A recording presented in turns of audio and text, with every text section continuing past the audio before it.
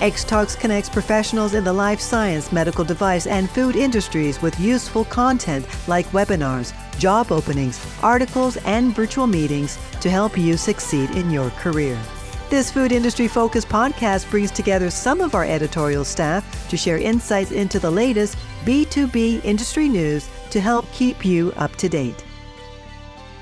Hello, everyone, and welcome to the Xtalks Food Podcast. I'm Sydney Perlmutter, Senior Food Industry Journalist and Webinar Moderator at Xtalks.com, and this week I'm joined by special guest Danny O'Malley. Danny is the founder of Before the Butcher, an award-winning producer of plant-based proteins for both retail and food service customers. So Danny, thank you so much for being here today. Sydney, I appreciate you having me on the show. I'm looking forward to chatting about a few things that I think we'll both find very interesting. Wonderful. So first off, just tell me a little bit about your career path and what led you to create Before the Butcher. Okay. I could take you way back, or I could take you midway back. I think I'll take you midway back because I've had quite a career path along the way, but I've spent a good part of my adult career in the food industry. So I've always been interested in food, whether I was in a restaurant as a bartender or a server, all the way up to management and managing multiple restaurants at one point in time. And then getting into the distribution side of the business and working for at one point in time, the largest food service distributor in the country as well.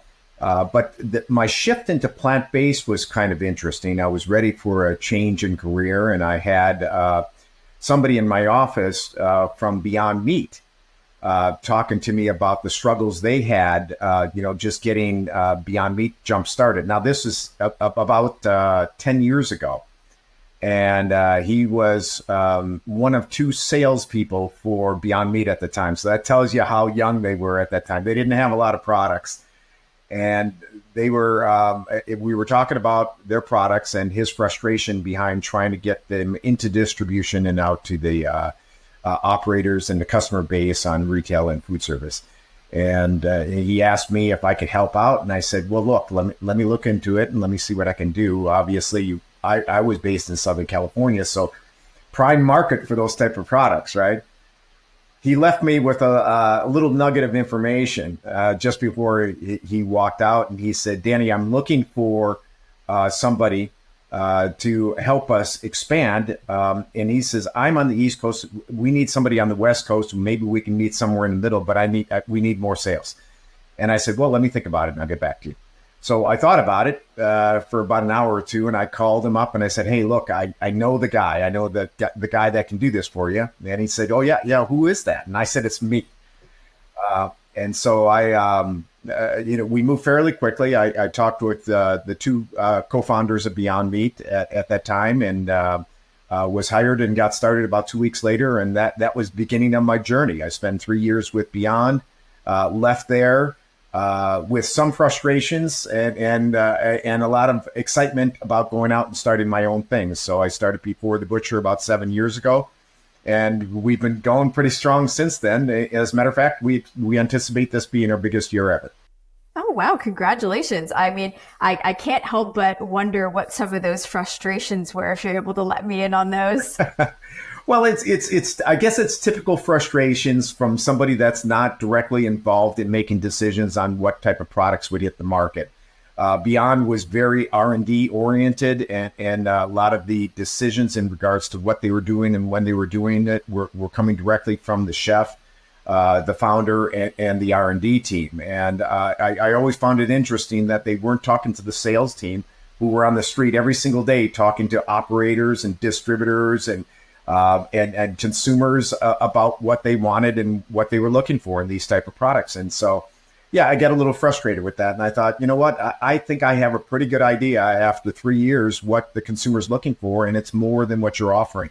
And so that was my breakaway.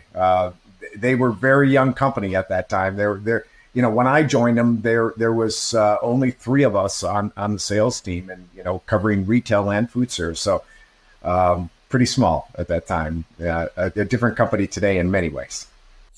So since 7 years ago, when you started Before the Butcher, what sort of Obviously the plant-based meat industry has evolved a lot since then. So what are the sort of shifts the major shifts you've noticed in the last, 7 years? And then what are some that you anticipate in the next, let's say, 5 years? Well, there's been several shifts. Interesting enough, right before I left Beyond, there was the launch of the Beyond Burger, which was really integral in the adjustments and changes and the explosion in plant-based meats, along with Impossible, who released theirs about a month after Beyond. Beyond was pretty focused on retail at the time. Impossible was focused on food service, and then they switched over, and obviously both of them do retail and food service now, and it didn't take them too long to get there. So the explosion in plant-based burger meat alternate options, took off a few years ago, really as we were heading into COVID and then coming out of COVID. And so that was probably the largest impact in plant-based meat since plant-based meat became anything. And remember, it's still a very, very young industry. I mean, myself with my company at 7 years and 3 years with Beyond, I'm probably one of the OGs in the business because it hasn't been around that long. But that was probably the biggest evolution, was just the plant-based meat burger, and then that comes with rounds and things like that as well. And that adjustment, there was a tremendous explosion and excitement behind it. There was a lot of money dumped into marketing, PR, in a big way from both Beyond and Impossible, who spent tens, 20s, hundreds of millions of dollars to get the information out there to everybody, the retailers, the distributors, the consumer. And they took some interesting routes, I'll tell you that much. And I think that was part of what happened when, the bubble really burst just a couple of years ago, because of the saturation and because there was just way too much of these type of products on the market for the market at that time. We really saw the bubble kind of burst. And I think that was a combination of things. It was a combination of a lot of PR and marketing, and then the focus on, in many ways, celebrities, athletes, well-known people who have tremendous following in social media. And I think social media, as much as it helped us, it hurt us, because what the draw is. You've got 50, 100 million followers, and a celebrity or an athlete says, hey, this is the greatest, you got to try it. Their followers go out and try it. They try it once and say, oh, yeah, it was all right. What do you have next? And so you have that big balloon. It just blows up very quickly. And that burst on us. And I think what we're doing now, the adjustment since then, because we've had the big push into burgers, which got oversaturated, and now it's drawn back. Same thing with chicken nuggets and strips and things. Saturated, drawn back. We're getting a little bit of that now in seafood. It won't be as expansive because the market isn't demanding that as much. But what we see now is an opportunity to find the balance. We went up high, we dropped down. Now we're moving and trying to find that parallel. Not very unusual compared to almost any other industry that's very young like ours. Just trying to find what our customers want and how to get there. So speaking of what your customers want, I know there's, I've covered a lot of plant-based news, and there's been a lot of fluctuations in the plant-based market. So what trends are you observing in terms of consumer behavior? And then how is your company sort of adapting to these changes? Yeah, I think the biggest trend, and it's kind of an underlying trend that's been there the entire time, but I'm not sure everybody really noticed it, was the desire of operators and retailers to have products that are easily adaptable to recipes, what the consumer wants. And so, I mean, a burger is a burger, right? You put it on a bun and do, throw a couple things on there, it's done. Same thing with a chicken nugget or a chicken strip. It's very simple on that side. But I think really what the consumer is looking for today, and this really draws me back to when I started the company, because this was our focus from the very beginning, was to provide plant-based meats that are really comfort foods that you can make comfort food recipes with. And I'll give you a couple of quick examples. We made a few grounds available. You know, like we have an Italian ground, which is great. You can literally throw this into a pasta sauce and you have a bolognese instantly. It's really simple. It's the same thing you would do with ground beef or ground Italian sausage, right? That mimicking that simple thing, a simple recipe. We have chicken chunks and we have beef tips, great for a burrito or a taco or salad or, you know, anything that's recipe oriented that would have beef tips or chicken chunks, animal based. Chorizo, you know, we've got our award-winning plant-based pepperoni right now, and it's fantastic. But you don't have to just throw it on a pizza. You can do all kinds of things with this pepperoni, and I think that's really the missing key. The missing key is the best of the best in plant-based meats are the products that are really used as ingredients and tossed into recipes that are comfortable to the consumer. You know, and it just hits their comfort zone. Hey, look, I was a meat eater. I grew up in the Midwest. What I like the best are the things that I remember growing up. And if I can make a meal that reminds me of something I had growing up and it's plant-based, better for me, better for the environment, better for the animals, better for everybody, right?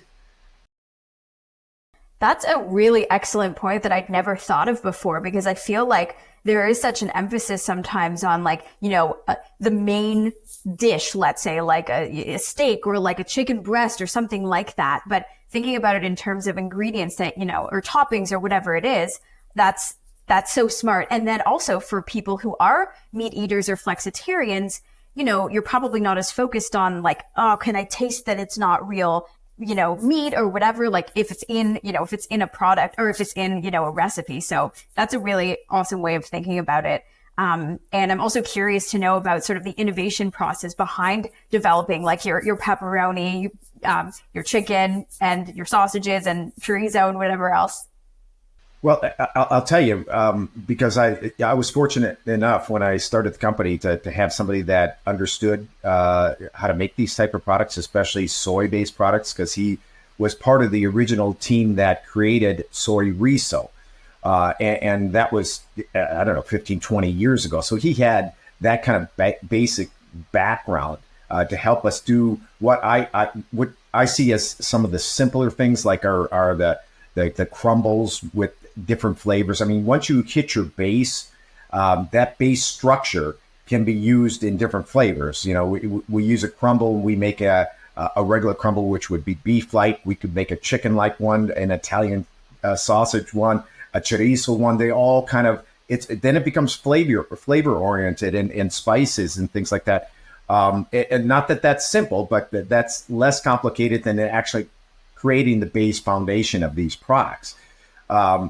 And some of the more challenging ones we've done recently, the pepperoni that we made, that was from bench to getting it into distribution for our customers was about a 16-month process. And generally, we can get it in and out in 3 to 6 months. So this was a lot of work. It was, I think, 67 different versions until I finally felt like we really had something special.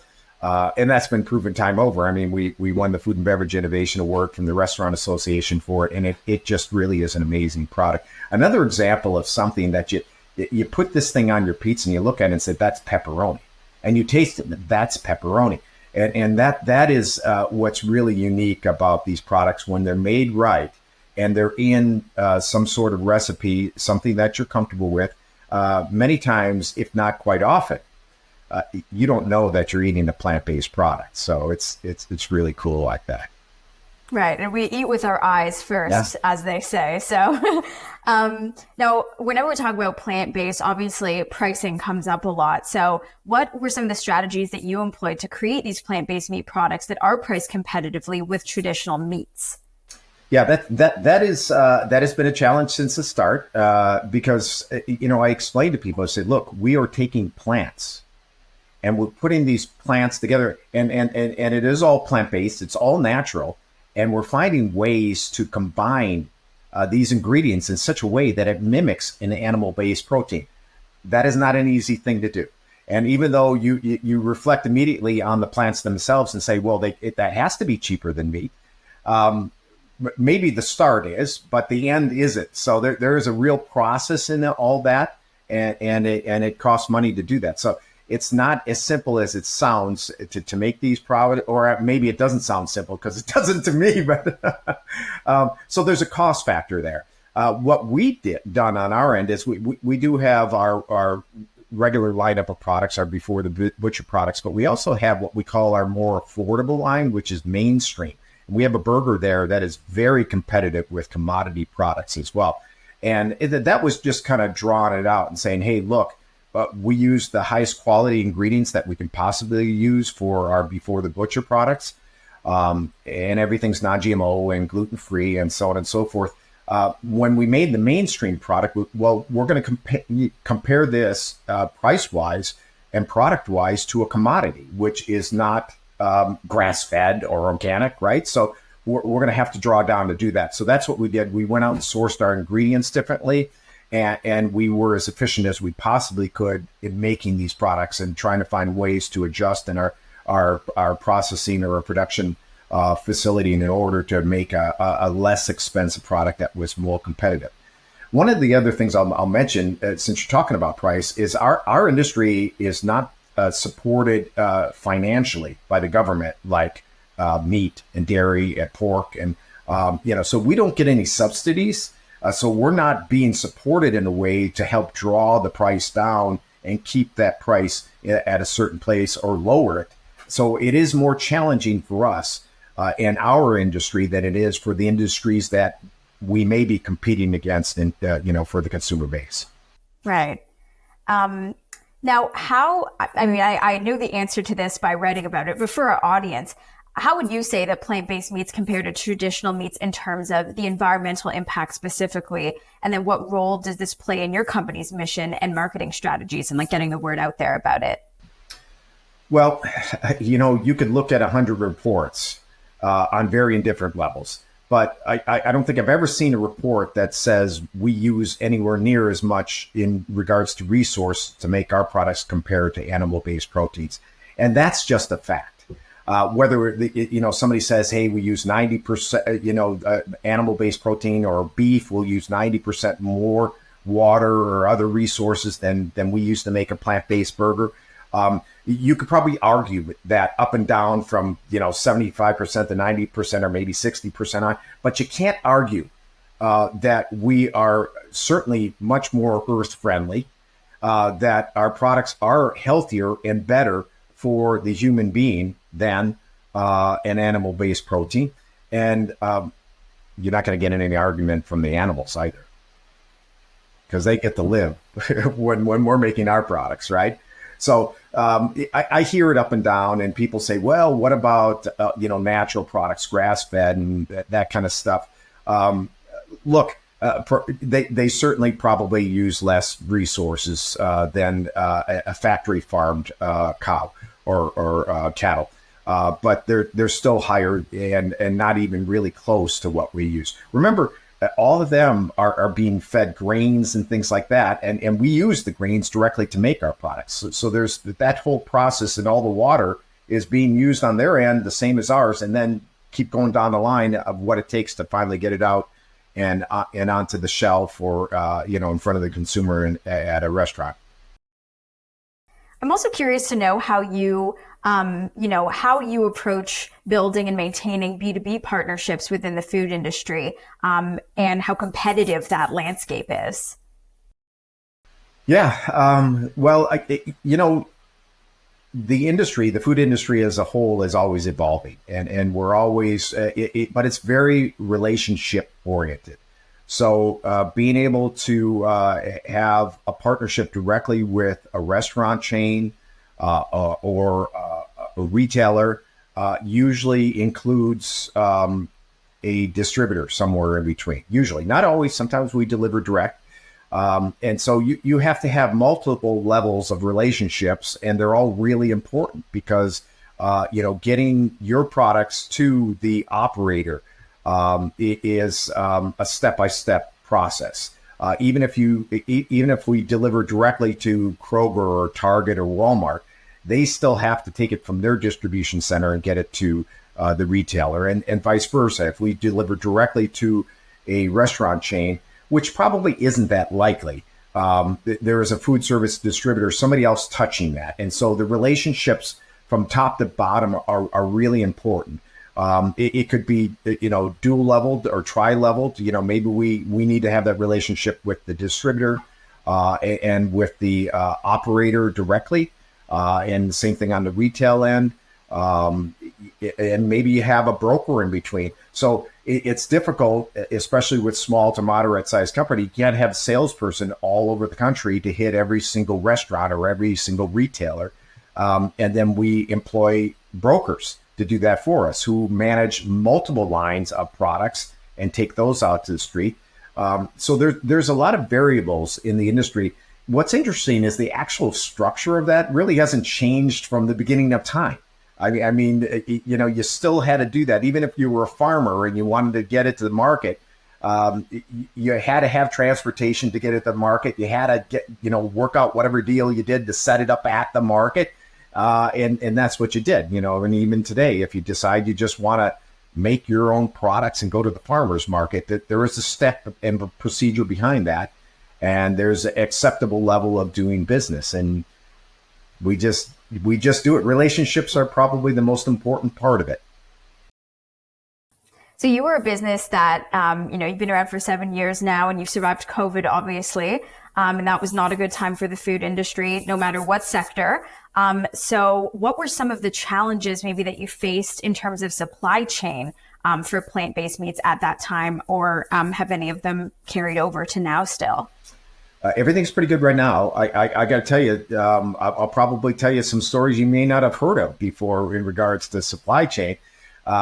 We had some, we launched into retail in 2019, the fall and early winter of 2019, and into Kroger and Albertsons and Whole Foods.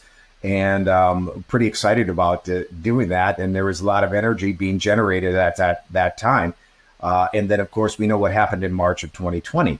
But what was really interesting on the supply chain side is we were still able to get our products out after we made them. And so I'm going from us forward, and then I'll go from us backwards to the ingredients, and you'll understand the challenges there too.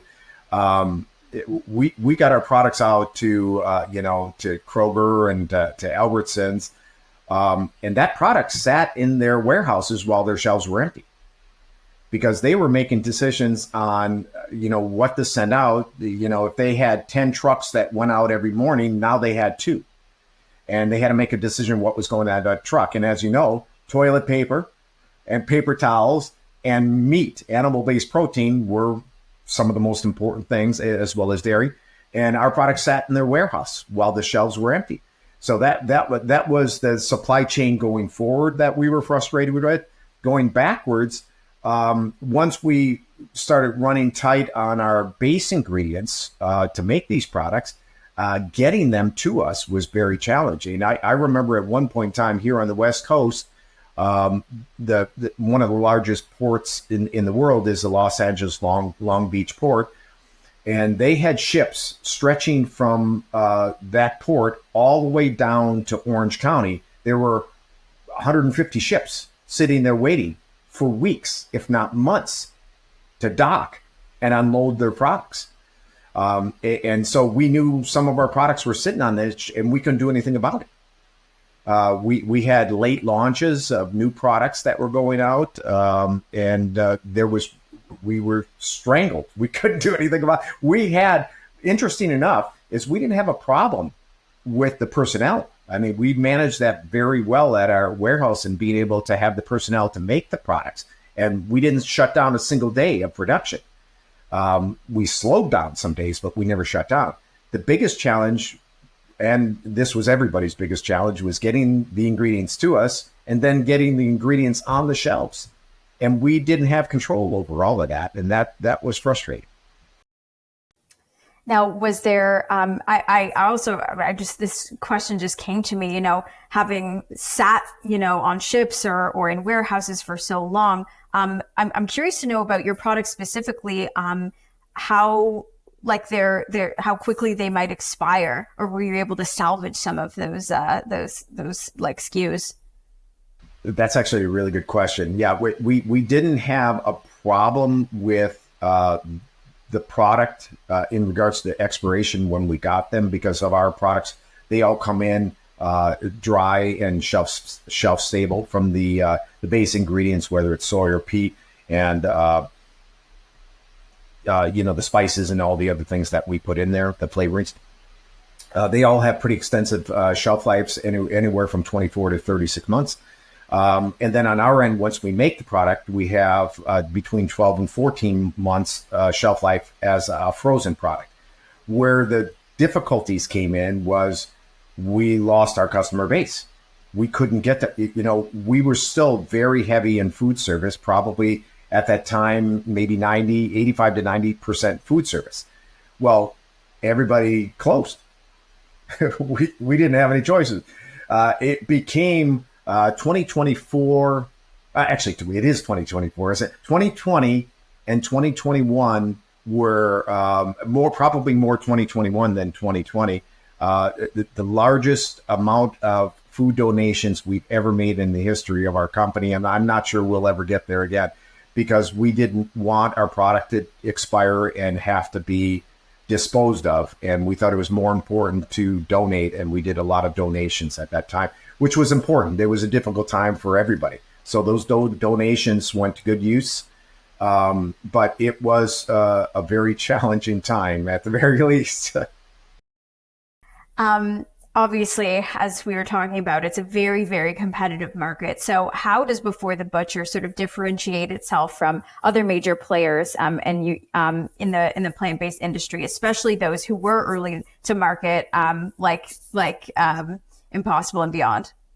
Well, I had an advantage, and that advantage was I had already spent a few years in the industry, so I had a pretty good idea what I thought the consumer base was looking for. And I knew that the products that were being made at the time nutritionally could be made a little bit better. And one of the things we focused on immediately was the sodium content, because that was a concern at the beginning. Both Beyond and Impossible, when they made their original burgers, were close to 500 milligrams of sodium in a 4-ounce burger. And to give you some kind of idea as to what the comparison would be on the meat side, a 4-ounce animal-based protein burger, a beef burger, would be around 100 milligrams. So, about 5 times as much. Now, there are some things that you can't control when you're making these type of products, and the flavorings have sodium in them already, the flavorings that we use and have had developed for our products. And so we can't control that, but what we can control is what was added to it, and then working with these flavoring companies to make sure that they're not adding anything additional that they don't need. So when we came out with our burger, our 4-ounce patty had 260 milligrams of sodium, so half of what our competitors had on the market, and we focused on other things in regards to the nutritionals that I thought were really important. And so that was the start of what we did. And I also thought it was important, like we talked about earlier, was products that were really ingredient based. So we came out with, I think, 7 or 8 products to start with, and they were a beef crumble, an Italian crumble, chorizo, chicken chunks, beef tip, pulled pork, all things that you would use really as an ingredient. And I thought our competitors at that time were so super focused on their burgers that they were losing or missing out on a real opportunity. Now, we came out with our burgers as well shortly thereafter. We were able to reverse analyze what both Beyond and Impossible did. Once you see the ingredients and you have knowledge of the industry, you kind of know what you need to do to get to where they were. And we were able to do that. We were the third one to launch a plant-based burger onto the market as well. But really being super focused on the nutritionals, and then offering a variety that our competitors didn't have at that time, offered us a real opportunity to kind of jump on their coattails, because they were spending tens of millions of dollars on marketing and PR, and I didn't have that kind of money. So we just jumped on and went for the ride. And it's been a pretty good ride so far. You were also talking about how, your products are natural. And I think one of the big criticisms of a lot of plant-based products are the amount of like preservatives and, like you said, sodium, and just difficult to read ingredients. So I think it is important when consumers are making a choice between something with 30 ingredients they can't pronounce and, a short, easy to read ingredients list, they're probably going to go with the latter. So that's also very important as well. And then my last question for you, what are your long-term goals for Before the Butcher? And then how do you also plan to stay ahead of market trends and consumer demands in this very evolving plant-based meat industry? Well, we continue to do what we've always done, which is listen to the consumer and try to find out what they want and what they are expecting of us. And we made a product just recently. I call it the Vegburg. So it's going back to the old traditional veggie burger with a little bit of a twist, because our veggie burger it has a plant-based cheese in it and a plant-based egg in it. So a lot of veggie burgers on the market are not vegan. They're vegetarian because they have egg as a binder or cheese as an additional flavor profile or binder as well. So we've kind of reversed a little bit. This patty, now you can see the veggies in it. You can see the carrots and you can see the zucchini and mushrooms and onions. And that's what some of our consumers were asking for. There's like, hey, we love what you're doing and we're not going to stop eating it, but can we go back? I'd like to see my veggies every once in a while. Can you do that? And it has been a really exciting journey, this product. It's just, the feedback has been so positive and there's so much energy. We just, in fact, this week we're in production on a full truckload and shipping it to the East Coast for 110 unit chain back there. And we've got a lot of others that are really excited about this patty on the menu. And quite frankly, there are restaurants and small restaurants or moderate sized restaurant chains out there that just didn't want to put one of these alt meat burgers on the menu, but they want to satisfy everybody. And like I said, many of the traditional old school veggie burgers are not vegan. And so we're helping them cover both sides of the coin with an incredible patty.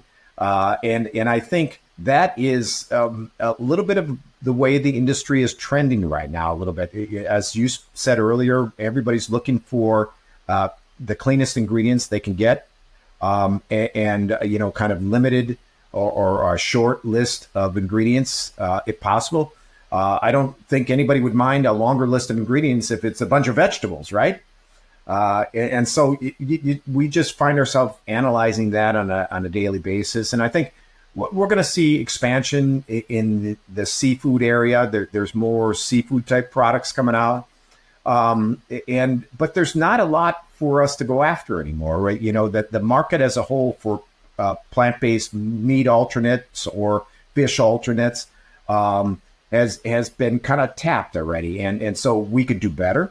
Certainly we're seeing whole fillets, in chicken and beef, but that's a limited market. That's a really niche market. It's never going to be the market like I'm talking about when we're talking about ingredient-based products and grounds and chunks and tips and things that can be used into recipes.